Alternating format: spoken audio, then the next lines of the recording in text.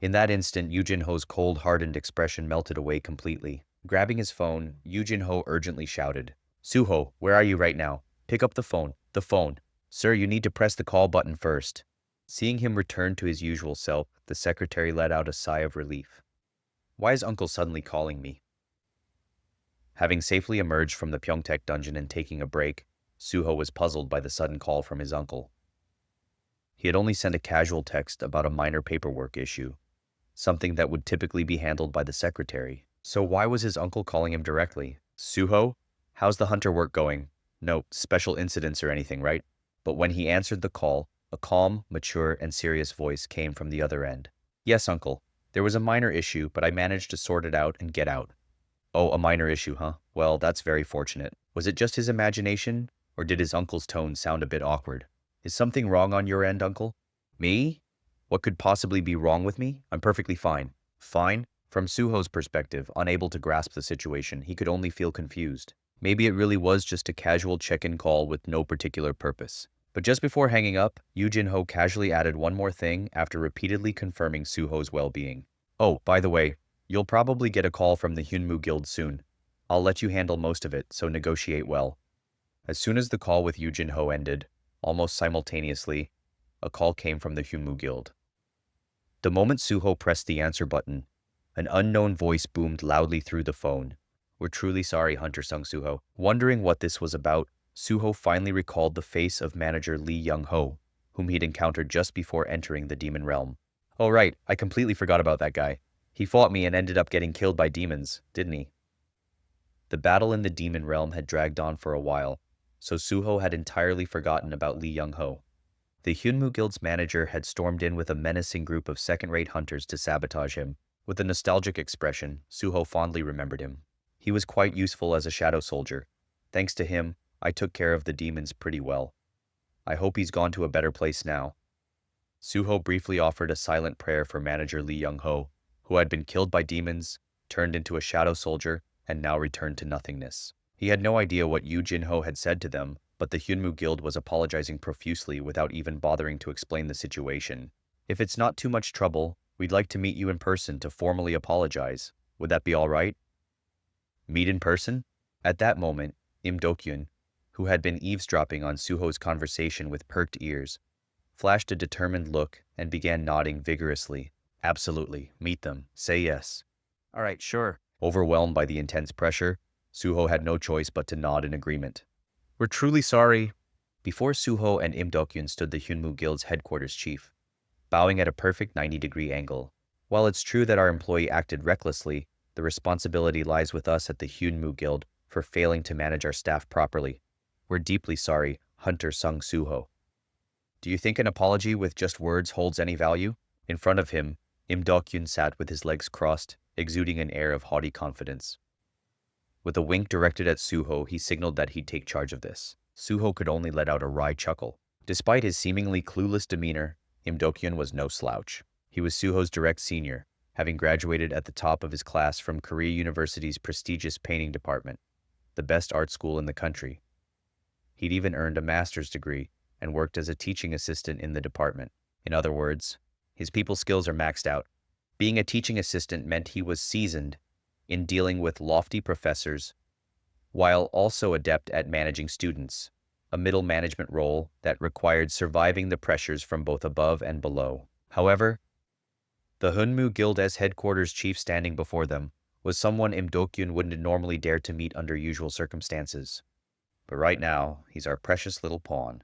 Rubbing his hands together with a sly grin, Im Dokyun made the headquarters chief's face turn pale. This isn't going to be easy. Im Dokyun, backed by Yu Jin-ho, he now radiated the aura of a triumphant warrior, blessed by the university president, or even the chairman of the board.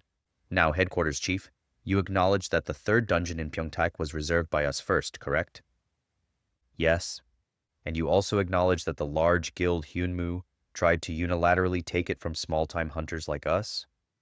"Well, since manager Lee Young-ho is still unreachable, we don't know the exact details, but there must have been some procedural error.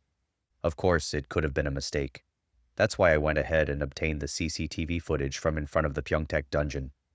Seeing the headquarters chief flinch at those words, Im Dokyun flashed an utterly wicked smile. Shall we watch this footage together and continue our discussion? The headquarters chief already sensed defeat upon seeing the vengeful gleam in Im Dokyun's eyes, as if he were venting some deep-seated grudge.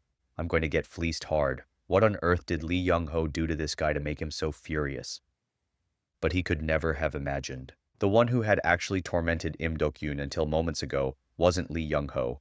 It was Amit. Im Dokyun genuinely believed that if it weren't for Lee Young-ho, he'd never have crossed paths with Amit. However, the CCTV footage Im Dokyun presented wasn't anything remarkable. It merely showed a minor altercation between the two parties in front of the dungeon. After watching the footage with bated breath, the headquarters chief's expression brightened considerably. That's it? All this fuss from Yoo Jin-ho over something this trivial? That guy's such a doting fool. Relieved that it was something that could be settled with a bit of cash, he let out a sigh of relief. But at that moment, Baru arrived after running an errand for Suho. My liege, I've retrieved the corpses as you requested. What Baru dragged in were none other than the bodies of manager Lee Young-ho and his crew. Suho had kept them stored in the shadow dungeon, thinking they might come in handy someday. The corpses clearly showed signs of being mauled by magical beasts. The headquarters chief's face turned ashen the moment he confirmed it. No way, these guys shouldn't have died in a place like the Pyeongtaek dungeon. How could this happen?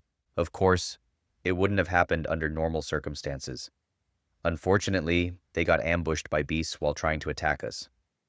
In the end, Suho and Im Dokyun extracted hefty compensation from the Hunmu Guild for their overreach. Compensation money? That was a given, but they secured something even more valuable than cash: experience. For Suho to establish a guild, what he needed more than money right now was dungeons. Suho, Im Dokyun, and Esho were currently a fledgling mercenary group of just 3 hunters. As such, finding dungeons to raid for experience was their biggest challenge. Sure, they could join other raiding parties, but that came with its own problems. If Suho had to match the pace of other hunters, not only would his leveling efficiency drop, but clearing the dungeons would take even longer. But the Hunmu Guild stepped in to help, or rather they were forced to surrender it. We'll share about 10 of the dungeons we own with you. They're not particularly impressive ones, but they should suffice for building experience toward founding a guild. You're truly a kind person, headquarters chief. Are you an angel, perhaps? Then are you a demon, you jerk? The headquarters chief inwardly seethed, resisting the urge to spit at Im Dokyun's beaming smile. He never wanted to deal with this guy again. I've really been had. He gritted his teeth internally. This was all manager Lee Young-ho's fault. He couldn't even calculate how much damage that idiot had caused the guild. It wasn't just a monetary loss. Factoring in the rift this incident created with Yoo Jin-ho, the damage was astronomical. Fine, let's think of it as an investment. The headquarters chief shifted his mindset. Accidents could happen anytime, anywhere. What mattered was how they handled the aftermath. Since they'd gone this far to compensate for the damages, surely Yoo Jin-ho's anger would soften a bit. Yes, let's use this as an opportunity to request inclusion in the solo leveling project again.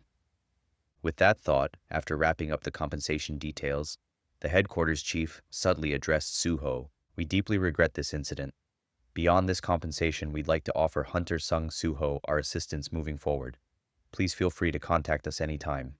And, please put in a good word with your uncle. Just then, headquarters chief, we've got a problem. Now what? Right as he was about to get to the main point, a subordinate urgently called out to him. Suppressing his irritation, he excused himself to Suho. Sorry about that. My staff can be a bit tactless. What's all the fuss about? Despite his visibly annoyed glare, the Hunmu Guild employee ignored it and thrust a phone screen in front of him. Look at this article. This person just arrived in Korea. Who's arrived to cause this commotion? Upon seeing the photo in the online news article, the headquarters chief's eyes widened, and he hurriedly grabbed the phone. Curious, Suho and Im Dokyun peeked at the screen as well, soon spotting some sensational headlines. Goliath arrives in Korea. Why is the Scavenger Guild master in Korea? The white-haired veteran Goliath. The white-haired veteran. The photo perfectly matched the description. A muscular old man with a lion-like mane of white hair, striding confidently out of Incheon Airport wearing sunglasses. No hunter wouldn't recognize this man's name. Thomas Andre? Why has he suddenly come to Korea? The notorious troublemaker, who caused a stir wherever he went, had arrived in Korea.